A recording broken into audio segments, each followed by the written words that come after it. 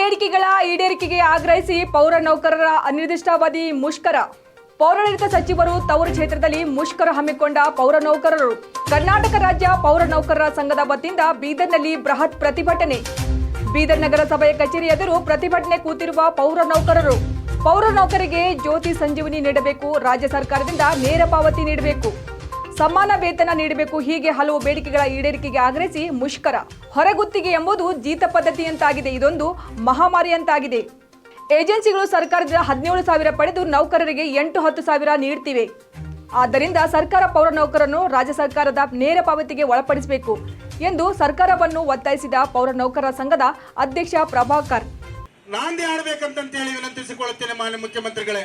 ಹಾಗೂ ಈ ರಾಜ್ಯದಲ್ಲಿ ಇರ್ತಕ್ಕಂಥ ಎಲ್ಲಾ ನಗರ ಸ್ಥಳೀಯ ಸಂಸ್ಥೆಗಳಲ್ಲಿ ಇರ್ತಕ್ಕಂಥ ಎಲ್ಲಾ ನೌಕರರುಗಳು ಇವತ್ತು 313 ನಗರ ಸ್ಥಳೀಯ ಸಂಸ್ಥೆಗಳ ಮುಂದೆ ಈಗಾಗಲೇ ನೀವು 19 ದುಡಿಯುವಂಥ ಕೆಲಸ ಮಾಡ್ತಕ್ಕಂಥ ಕೈಗಳು ಬೀದಿಗಿಳಿದು ಹೋರಾಟ ಮಾಡುವಂಥ ಅನಿವಾರ್ಯತೆ ಕರ್ನಾಟಕ ರಾಜ್ಯ ಪೌರ ನೌಕರ ಸಂಘಕ್ಕೆ ಬಂದಿದೆ.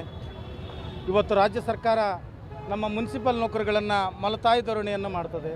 ಆ ಮಲತಾಯಿ ಧೋರಣೆಯನ್ನು ಖಂಡಿಸಿ ನಾವು ಇವತ್ತು ಹೋರಾಟ ಮಾಡ್ತಾ ಇದ್ದೇವೆ. ಇವತ್ತು AC ರೂಮ್ನಲ್ಲಿ ಕುಂತಿರ್ತಕ್ಕಂಥ ಅಧಿಕಾರಿ ನೌಕರಗಳಿಗೆ ಜ್ಯೋತಿ ಸಂಜೀವನಿ 25 ಲಕ್ಷದವರೆಗೆ ಫ್ರೀ ಕ್ಯಾಶ್ಲೆಸ್ ಟ್ರೀಟ್ಮೆಂಟನ್ನು ಕೊಡ್ತದೆ. ಇವತ್ತು ಬೀದಿಗಿಳಿದು ಹೋರಾಟ ಕೆಲಸ ಮಾಡ್ತಕ್ಕಂಥ ಸಾರ್ವಜನಿಕರಿಗೆ ನೇರವಾಗಿ ಸ್ವಚ್ಛತೆಯನ್ನು ಮಾಡ್ತಕ್ಕಂಥ ಸ್ವಚ್ಛತಾ ಸೇನಾನಿಗಳಿಗೆ ಇವತ್ತು ಜೀವಕ್ಕೆ ಬೆಲೆ ಇಲ್ಲದಾಗಿದೆ. ಅವರಿಗೂ ಸಹ ಜ್ಯೋತಿ ಸಂಜೀವನಿಯನ್ನು ಕೊಡಬೇಕು. ಮುನ್ಸಿಪಲ್ ನೌಕರರನ್ನು ಸಹ ರಾಜ್ಯ ಸರ್ಕಾರಿ ನೌಕರರೆಂದು ಪರಿಗಣಿಸಬೇಕು.